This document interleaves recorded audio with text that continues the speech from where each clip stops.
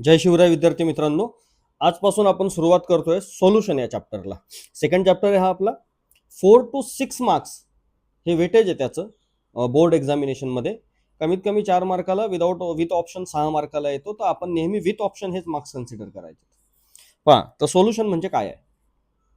It is homogeneous mixture of 2 or more pure substances. म्हणजे 2 किंवा 2पेक्षा जास्त सबस्टन्स आपण एकमेकांमध्ये मिक्स केले तर त्याच्यापासून जो मिक्सचर बनतो त्याला आपण म्हणतो होमोजिनियस. त्याला आपण म्हणतो सोल्युशन. होमोजिनियस म्हणजे काय पाहिजे? त्यांची जी फेज आहे ना, त्यांची फिजिकल स्टेट ती सेम पाहिजे, डिझॉल्व्ह झाल्यानंतर सेम पाहिजे.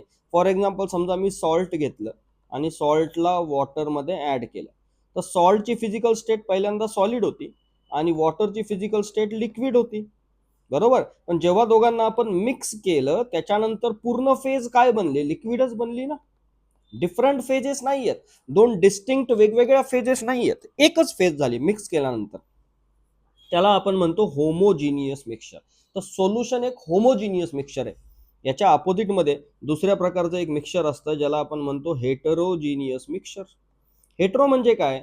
दोन दोन सबस्टन्सला मिक्स केल्यानंतर त्याची फेज वेगवेगळी दिसते.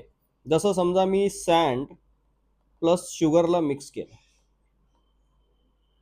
आता तुम्ही म्हणाल सर दोघांची फेज तर एकच आहे की सँड पण सॉलिड आहे आणि शुगर पण सॉलिड आहे.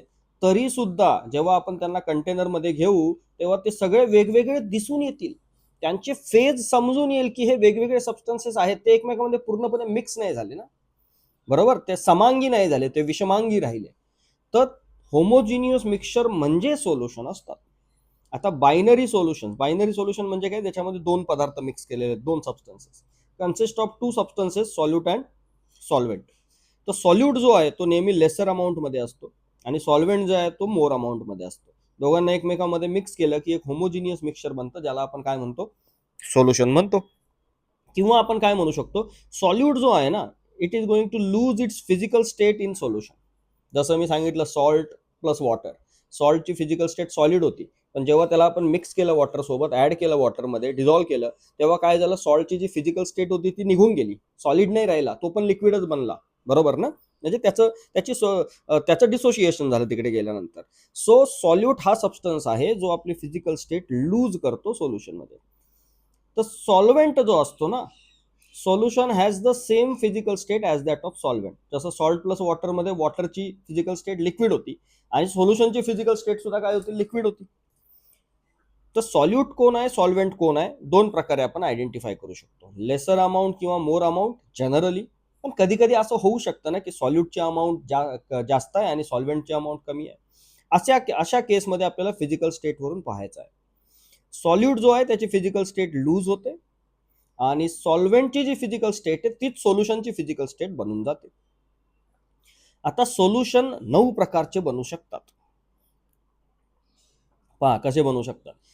आता state of solvent, solid liquid gas घेतोय आपण, पुन्हा solid liquid gas, solid liquid gas, आणि त्याच्यामध्ये कोणता सॉल्यूट ऍड केलाय. तर पहिला आपण काय करतोय? सॉलिड इन सॉलिड, बरोबर. नंतर सॉलिड इन लिक्विड, नंतर सॉलिड इन गॅस, हे 3 प्रकार झाले. पुन्हा liquid in solid, liquid in liquid, liquid in gas, हे 3 प्रकार झाले. Gas in solid, gas in liquid and gas in gas, बरोबर.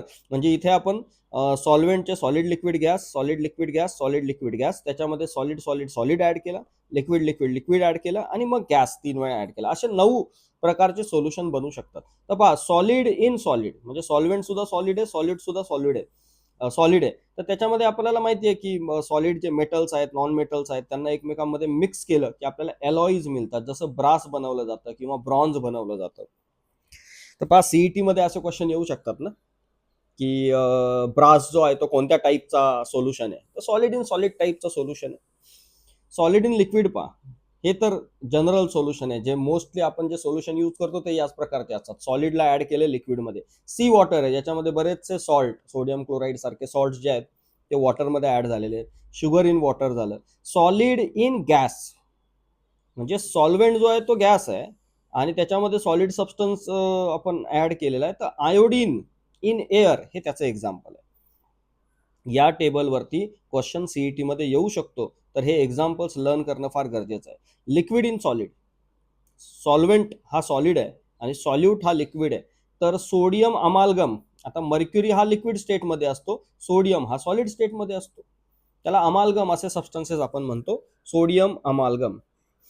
हे त्याचं एक्झाम्पल आहे. लिक्विड इन लिक्विड तर सिम्पल आहे, इथेनॉल इन वॉटर म्हणा किंवा गॅसोलिन म्हणा.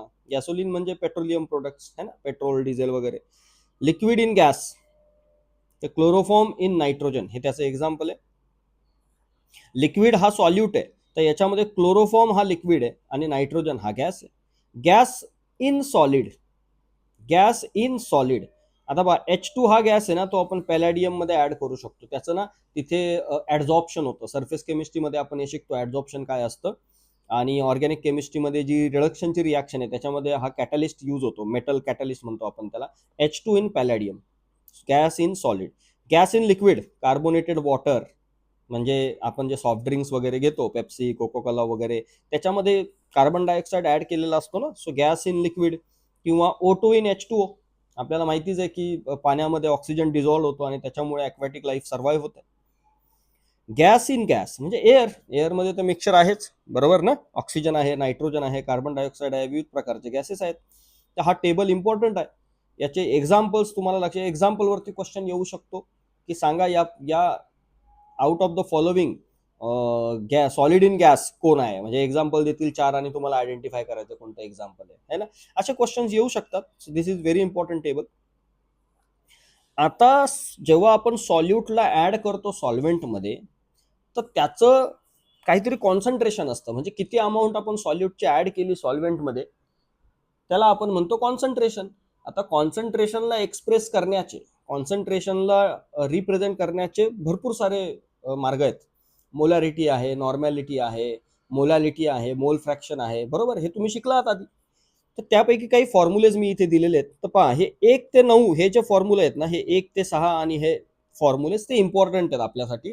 पर्सेंट मास बाय मास काय असतं, mass of solid divide by total mass into 100.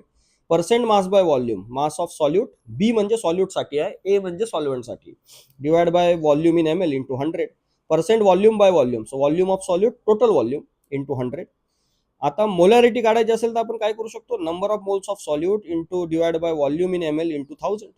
त्याचंच नॉर्मॅलिटी काढायचं असेल तर number of equivalents upon volume in ml into 1000. आणि मोलॅलिटी काढायची असेल तर काय फरक आहे, number of moles of solute divide by mass of solvent in gram. Gram असेल तर तिथे 1000 ने मल्टिप्लाय करतो. तसंच पहा इथे मोल फ्रॅक्शनसाठी काय फॉर्म्युला आहे, number of moles of solute divide by total number of moles. किंवा तसेच जर मोल फ्रॅक्शन आपल्याला सॉल्व्हेंटचे काढायचे असतील तर number of moles of solvent divide by total number of moles.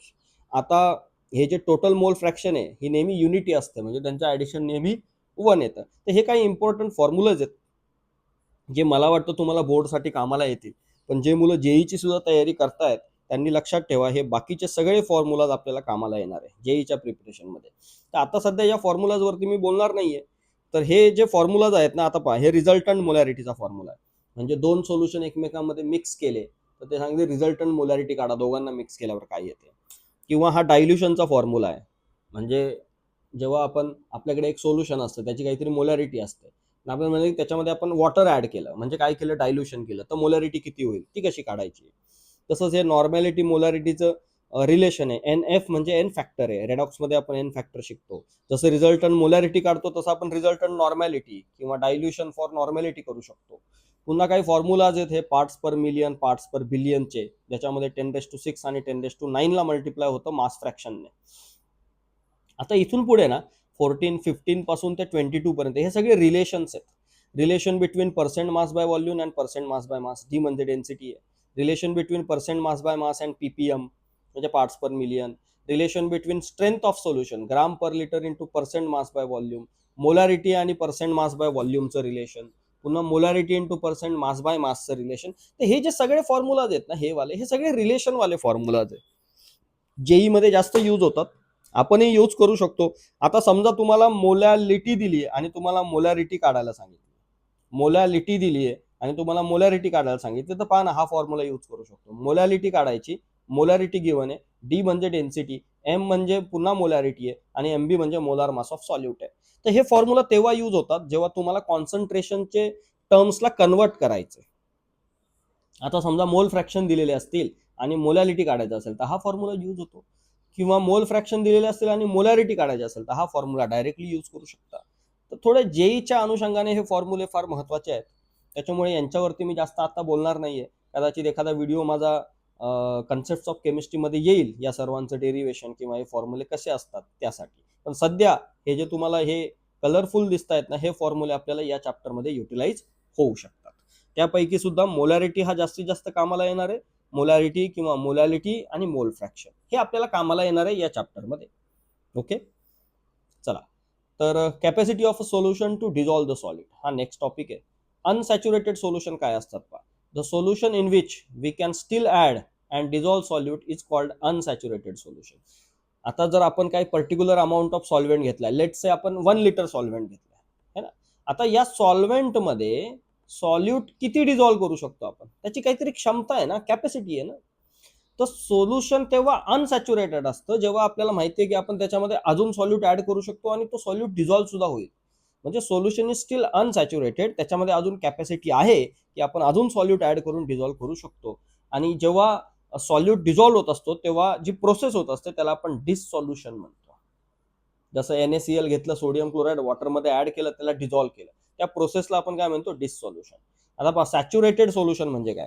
Saturated solution म्हणजे काय, त्या पर्टिक्युलर अमाऊंट ऑफ सॉल्व्हेंटमध्ये आपण एवढा सॉल्यूट ऍड केलाय की आता आणखीन सॉल्यूट ऍड केला की तो डिझॉल्व्ह नाही होऊ शकत, त्याची कॅपॅसिटी संपली त्या सॉल्व्हेंटची. So the solution in which no more solute can be dissolved is called saturated solution. आता या सॅच्युरेटेड सोल्युशन मध्ये काय येतं, dynamic equilibrium is reached. Obviously temperature pressure constant हवा. डायनामिक इक्विलिब्रियम म्हणजे काय होतं, सोल्युशनचं कन्व्हर्जन सॉल्यूट सॉल्व्हेंट मध्ये होत राहतं आणि सॉल्यूट सॉल्व्हेंटचं कन्व्हर्जन सोल्युशन मध्ये होत राहतं. म्हणजे डिससॉल्युशन होणे आणि क्रिस्टलायझेशन होणे ही प्रोसेस जी आहे ना ती चालू राहते. याला आपण डायनामिक इक्विलिब्रियम म्हणतो. आपल्याला वाटतं की आतमध्ये काहीच नाही चालू आहे, आपण साधा कंटेनर ठेवलेला असतो, त्याच्यामध्ये सोल्युशन दिसतं, आपल्याला दिसणार नाहीये क्रिस्टल्स बनलेत, पुन्हा डिझॉल्व्ह झालेत, ते आतमध्ये होत राहतं सोल्युशन मध्ये. आपल्याला वाटतंय की काहीच होत नाहीये, म्हणून त्याला आपण काय म्हणतो, डायनामिक इक्विलिब्रियम म्हणतो. Saturated solution contains maximum amount of solute in a given amount of solvent at a given temperature. Obviously जर आपण टेम्परेचर वाढवलं तर त्या सॉल्व्हेंटची कॅपॅसिटी सॉल्यूटला डिझॉल्व्ह करण्याची इन्क्रीज होते. म्हणून तिथे म्हणतात की ऍट गिव्हन टेम्परेचर, म्हणजे टेम्परेचरवरती सॉल्युबिलिटी डिपेंड आहे. सुपर सॅच्युरेटेड सोल्युशन पहा काय असतात. A solution containing greater than the equilibrium amount of solvent is said to be super saturated solution. Such solutions are unstable. Unstable म्हणजे काय, त्यांच्यामध्ये कधी पण प्रेसिपिटेशन होऊ शकतं. म्हणजे पहा, जनरली आपण काय करतो, आणखीन जास्त सॉल्यूट ऍड व्हावा म्हणून टेम्परेचर वाढवतो. जेव्हा सॉल्यूट जास्त ऍड होतो त्याच्यामध्ये, हॉट कंडिशन मध्ये जास्त सॉल्यूट ऍड होतो, जेव्हा आपण पुन्हा ते कूल व्हायला लागतं हळूहळू, तर जे एक्स्ट्रा सॉल्यूट आहे तो प्रेसिपिटेट होतो म्हणजे पुन्हा सॉलिड मध्ये कन्वर्ट होतो. कारण त्या सॉल्व्हेंटची तेवढी कॅपॅसिटीच नव्हती की तो त्या सॉल्यूटला ऍड करून घेईल, डिझॉल्व्ह करून घेईल. स्पेसिफिक टेम्परेचरला तर ते झालं, पण जसं जसं टेम्परेचर कमी होईल, कूल डाऊन होईल, तसं तसं प्रेसिपिटेशन स्टार्ट होतं by addition of tiny crystal of solute and super saturated solution changes to saturated solution. आता पहा काय काय क्वेश्चन्स आले त्याच्यावरती पहा. तर what type of following solutions is the gasoline. तुम्हाला म्हटलं होतं ना सीईटी मध्ये, पहा 2023 ला हा क्वेश्चन आलेला आहे की गॅसोलिन हा कोणत्या टाईपचा सोल्युशन आहे. बरोबर, तर गॅसोलिन हा मिक्सचर आहे ना, पेट्रोलियम लिक्विड्स अँड क्रूड ऑइलचं मिक्सचर आहे. म्हणजे सॉल्यूट सुद्धा लिक्विड आहे आणि सॉल्व्हेंट सुद्धा लिक्विड आहे. सो याचा अर्थ हा जो ए ऑप्शन आहे तो करेक्ट असेल, liquid as solute and liquid as solvent. म्हणून या लेक्चरमध्ये जर सगळ्यात महत्वाचं काय आपल्याला असेल तर तो टेबल होता, कारण त्याच्यावरती सीईटी मध्ये क्वेश्चन्स बनतात. बरोबर, तो टेबल तुम्हाला लर्न करायचा आहे. नंतर काही फॉर्म्युलाज मी तुम्हाला कलर कोडिंग दाखवलं होतं की ते इम्पॉर्टंट आहे, ते फॉर्म्युलेज लक्षात ठेवा. पुढचा क्वेश्चन पाहूया. 2024 मध्ये पहा काय क्वेश्चन आला होता सीईटी मध्ये. What type of solution the alloy is. आता अलॉय काय आहे, अलॉय तर मेटल आणि नॉन मेटलचं मिक्सचर असतं, ते सॉलिड आहे. म्हणजे सॉलिड इन सॉलिड टाईपचे ते सोल्युशन्स आहेत. म्हणजे ऑप्शन डी जो आहे तो करेक्ट असणार आहे. तर आपण आजच्या व्हिडिओमध्ये आपण या चॅप्टरला सुरुवात केली. इंट्रोडक्टरी पार्ट पाहिला, सोल्युशन काय असतं. तर सोल्युशन होमोजिनियस मिक्सचर असतं, दोन किंवा जास्त सबस्टन्सचं. जेव्हा दोन सबस्टन्स आपण ऍड करतो एकमेकांमध्ये तेव्हा बायनरी सोल्युशन बनतं. बायनरी म्हणजे दोनच गोष्टी आहेत, सॉल्यूट आणि सॉल्व्हेंट. जर आपण तीन पदार्थ एकमेकांमध्ये मिक्स केले असते तर त्याला आपण टर्नरी सोल्युशन म्हटलं असतं. आपण या चॅप्टरमध्ये बायनरी सोल्युशन विषयीच बोलणार आहोत. मग आपण सोल्युशनचे टाईप बनवले. सोल्युशनचे टाईप कसे आयडेंटिफाय करायचे आहेत, कसे केले होते, आयडिया काय त्याच्यात, सॉलिड सॉलिड सॉलिड, डिझॉल्व्ह केलं सॉलिड लिक्विड गॅसमध्ये, लिक्विड लिक्विड लिक्विड, डिझॉल्व्ह केलं सॉलिड लिक्विड गॅसमध्ये, मग गॅस गॅस गॅस, डिझॉल्व्ह केलं सॉलिड लिक्विड गॅसमध्ये. मग त्याचे एक्झाम्पल्स आहेत जे तुम्हाला लर्न करायचे. एक्झाम्पल्स लक्षात ठेवावे लागतील. जनरली असेच एक्झाम्पल लर्न करा जे आपल्याला बुकमध्ये दिलेले आहेत. मी सुद्धा बुकमधलेच लिहिलेले आहेत. एक्स्ट्रा एक्झाम्पल्सची गरज नाही. तुम्ही बघू शकता सीईटी मध्ये पण अलॉय विचारलाय जो आपल्याला दिलेला आहे टेबलमध्ये, बुकमधल्या. गॅसोलिन बुकमध्ये दिलेला आहे. सो तेवढे एक्झाम्पल तुम्ही लर्न करा. एक्झाम्पल तर भरपूर असू शकतात ना, आपण सगळे थोडी लर्न करणार आहोत. जे बुकमध्ये दिले ते आपल्याला लक्षात ठेवायचे. नंतर आपण पाहिलं की आपण सॉल्यूट किती ऍड करू शकतो सॉल्व्हेंटमध्ये, त्या सॉल्व्हेंटची कॅपॅसिटी किती आहे, त्या सॉल्व्हेंटची सॉल्यूटला सॉल्युबल करून घेण्याची कॅपॅसिटी किती आहे. त्याच्यावरून सॉल्यूटचे सोल्युशनचे 3 टाईप होते. अनसॅच्युरेटेड सोल्युशन, ज्याच्यामध्ये आपण अजून सॉल्यूट ऍड करू शकतो. सॅच्युरेटेड सोल्युशन, ज्याच्यामध्ये सॉल्व्हेंटची क्षमता संपली आहे सॉल्यूटला डिझॉल्व्ह करून घेण्याची. आणि सुपर सॅच्युरेटेड सोल्युशन, ज्याच्यामध्ये आपण क्षमतेपेक्षा जास्त सॉल्यूट स्पेसिफिक कंडिशनमध्ये ऍड करून घेतलाय.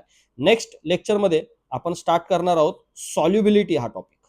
तर सॉल्युबिलिटी तुम्हाला माहितीच आहे, तुम्ही आता ऑलरेडी शिकलेला असाल. एवढं पुढे आपण आलेलो, 6 महिने झाले 12th स्टँडर्ड स्टार्ट होऊन जनरली कॉलेजेसमध्ये. तर सॉल्युबिलिटी सगळ्यांना माहिती आहे.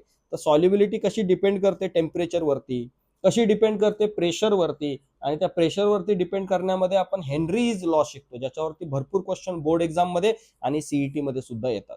तर नेक्स्ट व्हिडिओ पण फार महत्वाचा असणार आहे. Effect of temperature on solubility आणि effect of pressure on solubility हे आपण त्याच्यामध्ये करणार आहोत. भेटूया पुढच्या व्हिडिओमध्ये.